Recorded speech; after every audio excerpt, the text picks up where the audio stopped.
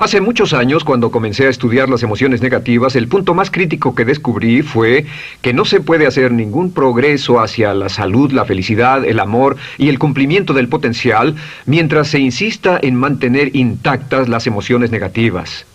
Y lo único bueno de las emociones negativas, si es que tienen algo de bueno, es que las emociones negativas no son permanentes. Lo dice hasta Sigmund Freud, no hay un lugar permanente para las emociones negativas en el subconsciente. En otras palabras, son visitantes indeseados.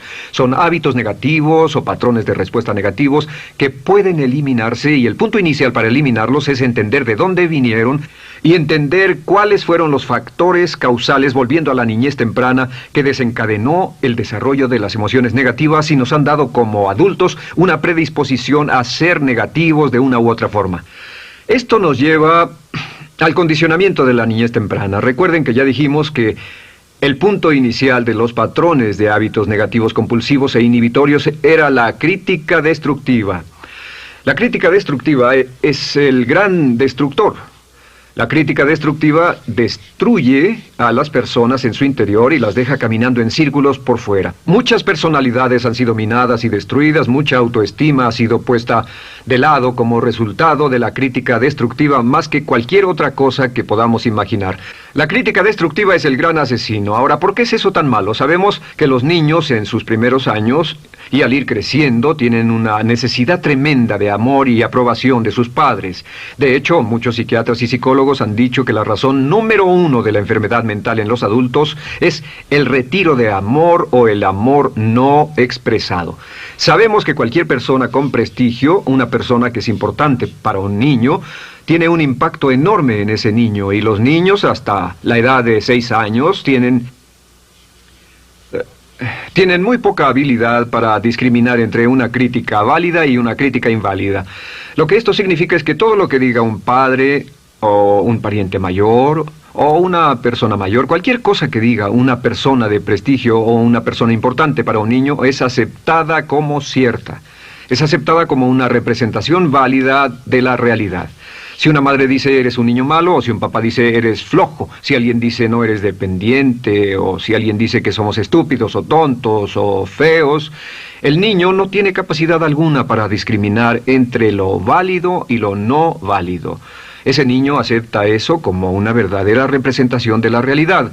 Va más allá de la mente consciente, va directamente al subconsciente y ahí se queda. Muchos de nosotros como adultos aún estamos viviendo en base a la información negativa que recibimos cuando éramos niños. Y después como adultos que decimos, pues decimos así es como soy, o siempre he sido así, o algunas personas dirán, pues es de familia, tu padre era así, los hijos son así, tu madre era así, etc. ¿De dónde viene? Nada de estas cosas es de familia.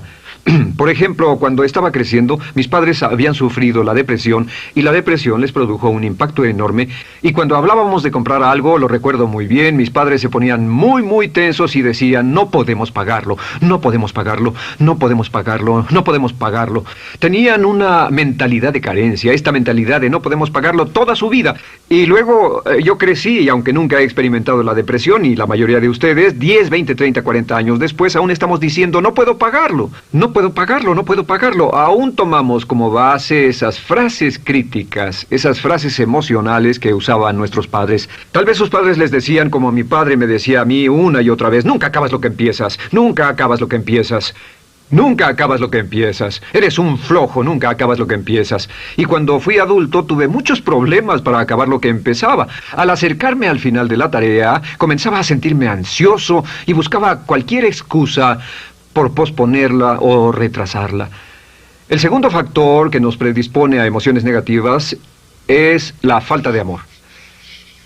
Sabemos que las personalidades de los niños se desarrollan al grado en que reciben una alta calidad y una alta cantidad de amor de sus padres. Existe una relación de 1 a 1 entre la cantidad de amor, la calidad de amor y una personalidad sana. Ese amor negado o la privación de amor es la causa clave de la infelicidad, la negatividad y la enfermedad mental en los adultos. Para que un niño se sienta realmente amado, el niño debe tener padres con buenos conceptos, y la mayoría de nosotros tuvimos padres que fueron víctimas de sus padres, que a su vez fueron víctimas de sus padres. Un escritor famoso dice que todo el mundo es víctima de una víctima. Todos son víctimas de víctimas. Nuestros padres quisieron criarnos de la mejor forma posible, pero ellos mismos fueron víctimas de víctimas. Y para que un niño se sienta realmente amado, deben existir 3 condiciones. La condición número 1 es: los padres deben amarse a sí mismos. Los padres deben amarse a sí mismos. Recuerden, nunca le podrán dar más amor a otros que el que sienten por sí mismos. Si no se aman a sí mismos, no pueden amar a sus hijos. Si tienen un poco de amor por sí mismos, deben difundirlo en sus hijos. Si tienen poco amor por sí mismos y es absorbido por sus esposos, entonces, a veces, aunque deseen amar a sus hijos, no tienen amor que darles. Sus padres querían amarlos y en muchos casos no tenían amor para darles. Y eso es porque nunca lo recibieron cuando crecieron. El segundo requisito es: los padres deben amarse mutuamente. Para que un niño crezca sintiendo confianza en sí mismo, crezca sintiéndose amado, a salvo y seguro, debe crecer en un ambiente donde los padres se amen. No hay nada que le dé más temor a un niño que crecer en un hogar donde los padres peleen entre sí, donde los padres no se amen, donde haya dificultades, porque el niño siempre tiene una tendencia, primero que nada, ser una víctima, pues al niño se le grita y se le vocifera, y entonces cree que la razón por la que mamá y papá pelean es su culpa. Ahora, una investigación interesante: como hay muchas familias de un solo padre, la investigación interesante muestra que cuando uno de los padres se va como resultado de una separación o un divorcio, los niños que quedan invariablemente están convencidos de que la razón por la que el otro padre se fue se debió a algo que él hizo. Y es importante que si un matrimonio o una relación va a terminar y uno se va a ir, que el padre que se quede les diga a los niños una y otra vez que la razón por la que la relación no funcionó no tuvo nada que ver con ellos. Solo tuvo que ver conmigo y con papá, conmigo y con mamá. No tiene nada que ver con el niño. El niño necesita oírlo muchas veces antes de que se sienta confiado y seguro. Y por supuesto, siempre es mejor que un niño sea criado por un padre que lo ama que por 2 padres que no se aman. Una tercera condición que debe cumplirse si no quiere que exista la falta de amor es que los padres deben amar al niño. Los padres deben amar al niño. Bueno, esto parece muy obvio y muy lógico.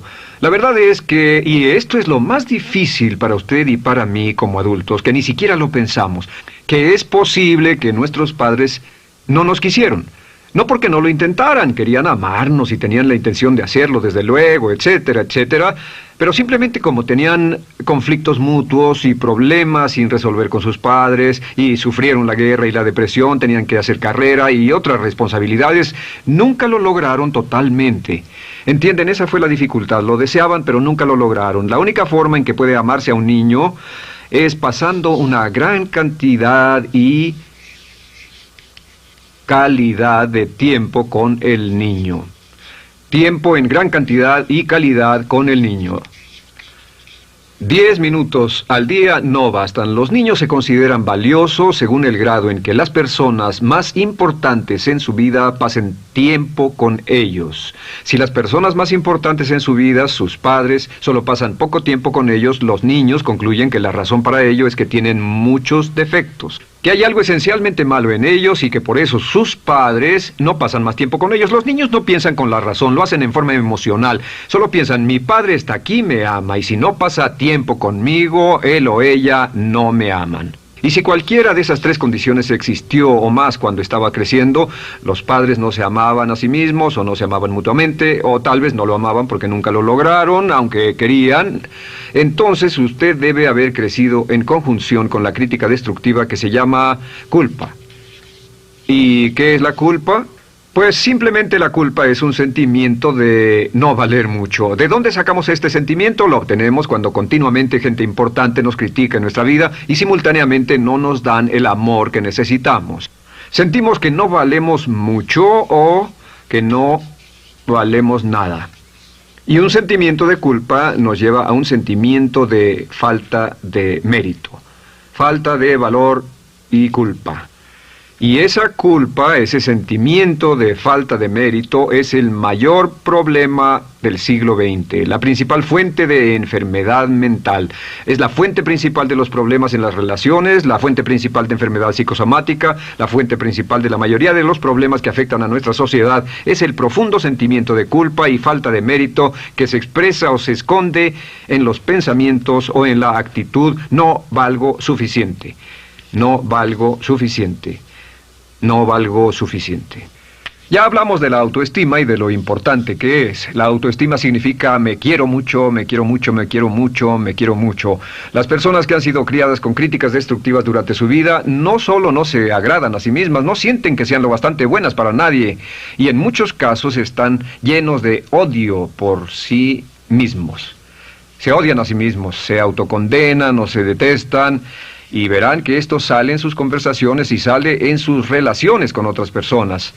Las personas que no se quieren a sí mismas, aunque quieran tener buenas relaciones, simplemente no son capaces de ello. Las personas que piensan que no son buenas para nada siempre lo hacen aflorar, siempre será un problema. Ahora, ¿cuál es la razón principal de la culpa? ¿De dónde viene la culpa? La culpa viene de 3 fuentes negativas: padres negativos, influencias negativas o religión negativa. Una de las 3. Cualquiera de estas 3 usa la culpa. De la culpa se valen y aprovechan, en especial los padres y las organizaciones religiosas, por 2 razones. Una es el castigo.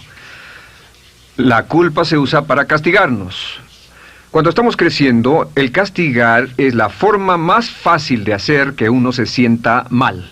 Nuestros padres nos hacen sentir mal castigándonos físicamente o sermoneándonos o regañándonos. Y el castigo es una forma muy eficaz de irnos conformando o de conseguir que hagamos lo que los demás quieren. La segunda razón por la que se usa la culpa cuando se practica en forma consciente, y algunas organizaciones la practican así, es para tener más control emocional en especial, porque se puede controlar a una persona emocionalmente con culpa y manipular su comportamiento.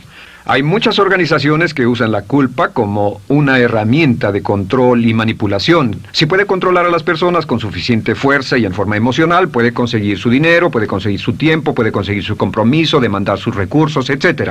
Muchas organizaciones usan la culpa para aplicar un castigo. Muchas organizaciones de caridad que se anuncian por televisión, en especial las de causas benéficas que involucran a niños o a personas incapacitadas, usan un sentimiento de culpa. A usted le va tan bien que debe sentirse culpable por estas personas que sufren.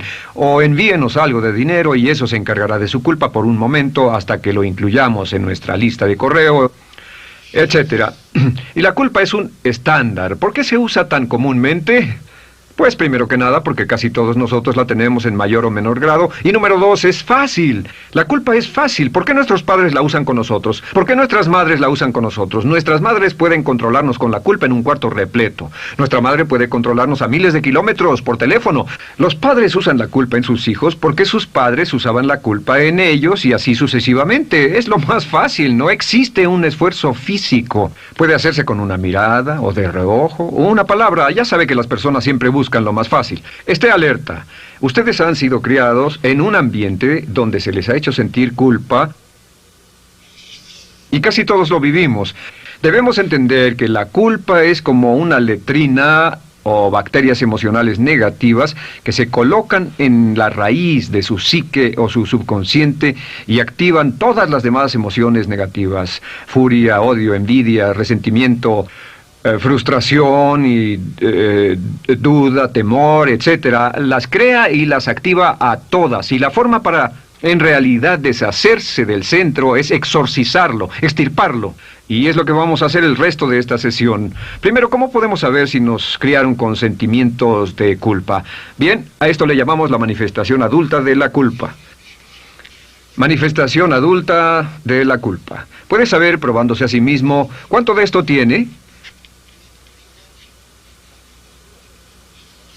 Número 1, la manifestación adulta de la culpa es que tiene sentimientos de inferioridad, sentimientos de inadaptabilidad y de no merecer las cosas. No siente que merezca que le pasen cosas buenas. Si una persona ha sido criada con crítica destructiva y se le hace sentir culpa, entonces cuando logra éxito, aún con un tremendo esfuerzo, tiene una tendencia terrible de sentir que no se lo merece. A esto se le llama, por cierto, temor al éxito. El temor al éxito es solo otra forma de decir que la persona que ha estado condicionada a pensar de sí misma como poco valiosa o no lo bastante buena, se siente muy incómoda cuando experimenta el éxito. Se siente muy tensa y a disgusto. Realmente si sienten demasiada tensión, comienzan a aspirar cocaína, a beber demasiado alcohol, se enredarán en comportamientos autodestructivos, tendrán una sensación tremenda de ansiedad, como si alguien fuera a descubrir algo de ellos. Hay un libro en la librería que dice, si me está yendo tan bien, ¿por qué me siento como un impostor? Tienen el llamado síndrome del impostor.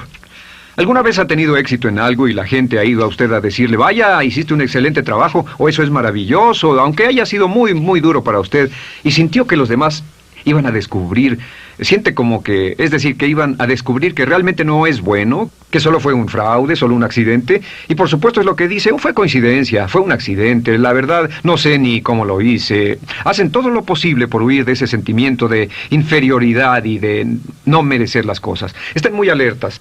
La segunda manifestación adulta de la culpa es la autocrítica destructiva.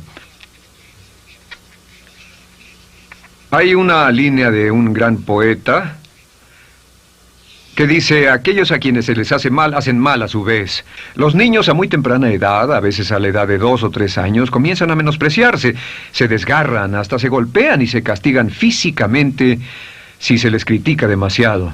Siempre dicen el equivalente de no valgo suficiente o no soy muy bueno, y se castigan a sí mismos. Y la crítica destructiva es un síntoma real de un sentimiento escondido de culpa e insuficiencia. El número 3 es que fácilmente manipuladas por la culpa, las personas pueden jalar sus cordones de culpa en forma muy simple. Realmente vemos que existen 2 tipos de personas en el mundo, los lanzadores de culpa y los receptores de culpa.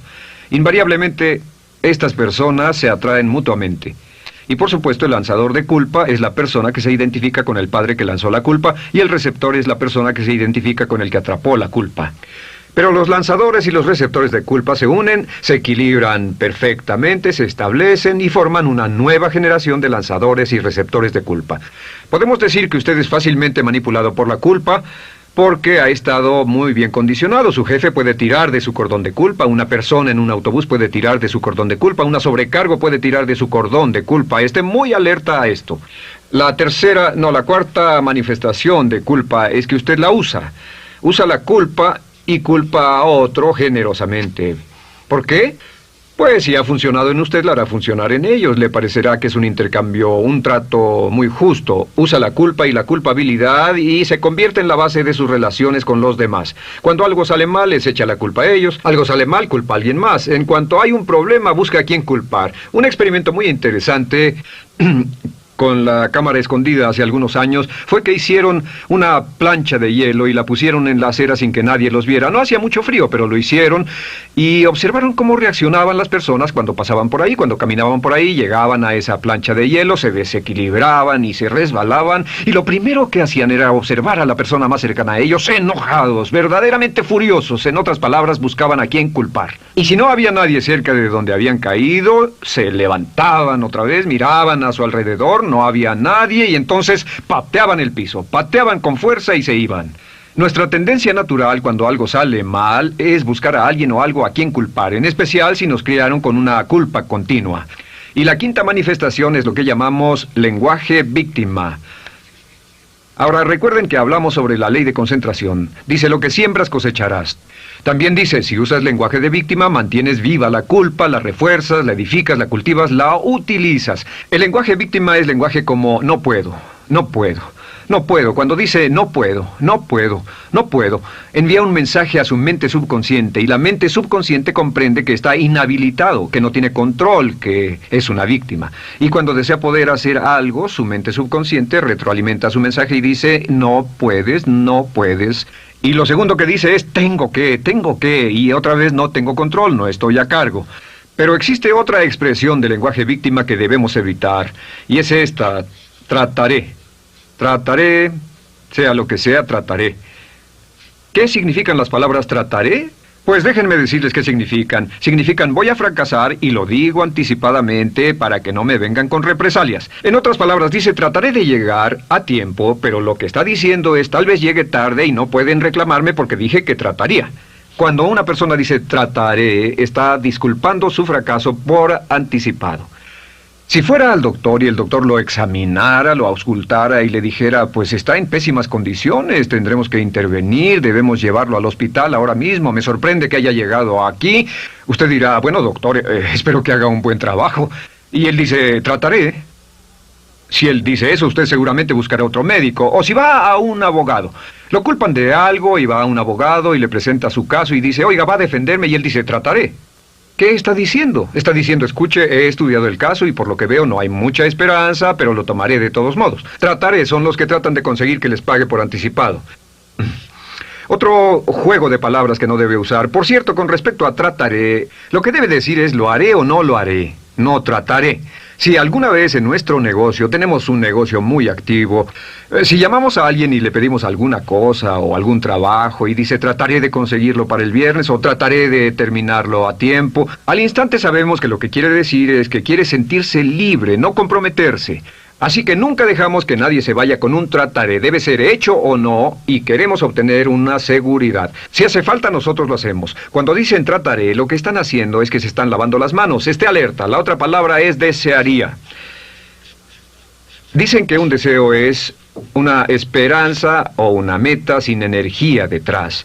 Desearía. ¿Qué significa un deseo? Desearía significa que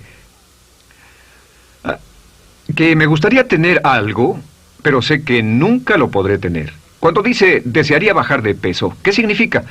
Las palabras no dichas son, pero sé que no puedo. Porque no, por las excusas que tiene y el metabolismo que tiene y los problemas, etcétera. Siempre hay razones por qué debe salir, etcétera. Desearía dejar de fumar, desearía estar en forma. Desearía, desearía, desearía. Cuando usa la palabra desearía, le muestra al subconsciente que esto es algo que no cree que le sea posible lograr o adquirir. Entonces el subconsciente descarta completamente esto como meta y no le da energía, ni motivación, ni impulso, ni deseo de lograrlo. Así que esté muy alerta al lenguaje víctima. Esté alerta a la expresión sí, pero. O lo haría, sí, pero. Alguien le dice, haga esto, y usted dice, sí, pero. La palabra pero, por cierto, es el gran borrador. Si una persona le dice, podría incrementar sus ingresos o incrementar su rendimiento, ser una persona mejor o más feliz o bajar de peso o lo que sea, no importa. Y usted dice, sí, pero. Lo que está diciendo es que está borrando toda la aseveración que ha dicho antes. Manda un mensaje a su subconsciente que dice, no hay posibilidad. Y no hace esfuerzo, no otorga energía, no ejerce capacidad alguna hacia el logro de esa meta. Y las personas que han sido criadas con culpa tienen 5 cualidades o 5 manifestaciones de adultos. Una es que se sienten inferiores, se sienten inadecuadas, sienten que no merecen que les pasen cosas buenas. Estén muy alertas a eso. El número 2... se autocompadecen continuamente, usan la autocrítica destructiva. El número 3, usan la culpa y la culpabilidad en ellos y en otros. El número 4, son manipuladas por la culpa. Y número 5, usan lenguaje víctima. Así que, ¿cómo nos deshacemos de la culpa? ¿No es sorprendente cómo se aclara esto? Este pizarrón, todo se borra. Tengo una varita mágica cuando me voy a sentar al escritorio. Entonces, ¿cómo nos deshacemos de la culpa? Para deshacerse de la culpa...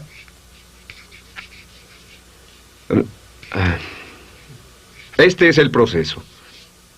Tiene algunos pasos importantes. Número 1, el primero de la lista, elimine la autocrítica. Elimine la crítica autodestructiva. En otras palabras, nunca diga nada destructivamente crítico de usted mismo. No lo diga. Esta es la regla básica. El subconsciente acepta lo que diga usted como cierto, como un mandato. Así que no diga nada de sí mismo que no desee sinceramente que sea cierto. No diga estoy cansado, estoy gordo. No diga no puedo o debo. No diga nada a menos que quiera que sea cierto. Las palabras que van después de la palabra yo son las palabras que su subconsciente registra como mandatos, excepto cuando dice yo desearía o lo intentaré. Así que elimine la crítica destructiva. Siempre hable en términos positivos sobre usted. Me gusta mi persona, puedo hacerlo, lo haré, escogí hacerlo, pero nunca diga no, no puedo. Número 2 es no dejarse manejar por la culpa. Rehúse ser manejado por la culpa. Porque cada vez que le permita a alguien que lo manipule por la culpa, ¿sabe qué pasa? Refuerza y hace más poderoso el efecto de la influencia de la culpa en su vida. Cuando yo crecí, debo decir que yo crecí en una familia que estaba muy influenciada por la religión negativa. Realmente mi madre, Dios la bendiga, tenía un cinturón negro en el pecado e hizo un trabajo verdaderamente soberbio en ello. Y yo tardé en sobreponerme. Cuando me casé con Bárbara, ella también venía del mismo tipo de familia y recapacitamos. Hay una hermosa respuesta cuando uno de los dos caía de nuevo en los viejos patrones. Decía, no tratas de hacerme sentir culpable, ¿o sí?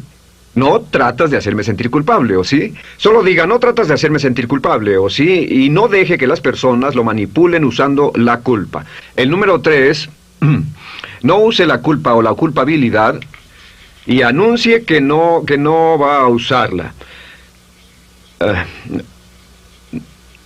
No la use en otras personas y permita que sus hijos o su cónyuge digan lo mismo. No tratas de hacerme sentir culpable, ¿o sí? Repítalo una y otra vez. Y si la otra persona le dice, eso es lo que trato, contéstele, no va a funcionar.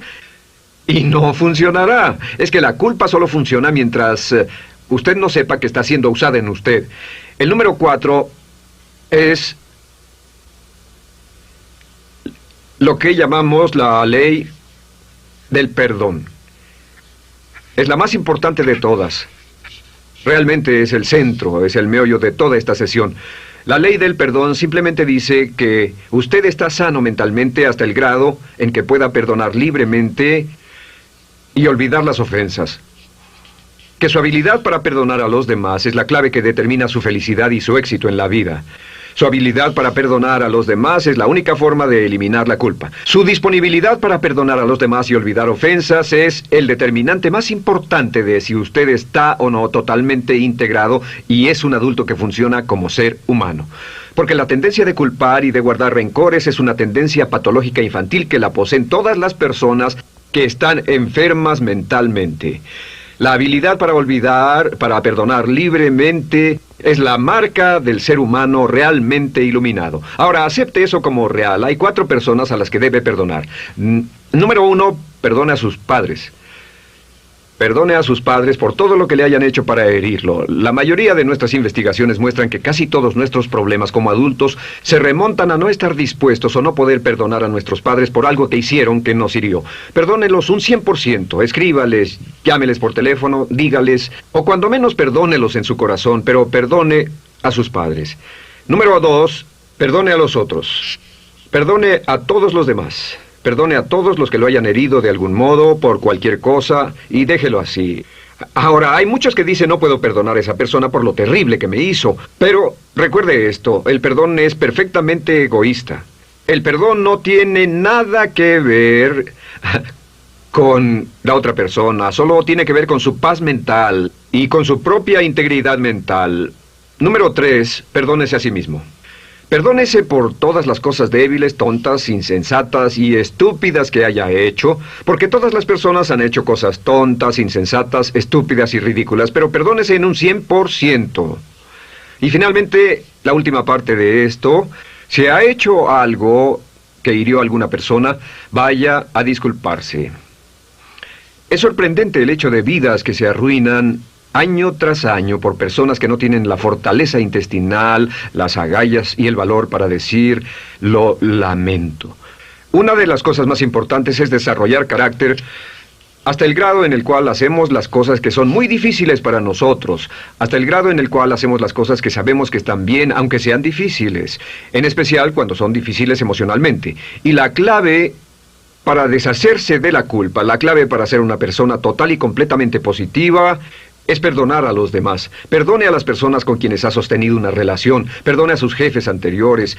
Perdone a los amigos que lo han herido. Perdone las inversiones que estuvieron equivocadas. Perdone a los jefes que lo despidieron. Perdone a sus padres. Perdone a todo el mundo. Desarrolle una actitud hacia la vida con la que rehúsa guardarle rencor a los demás.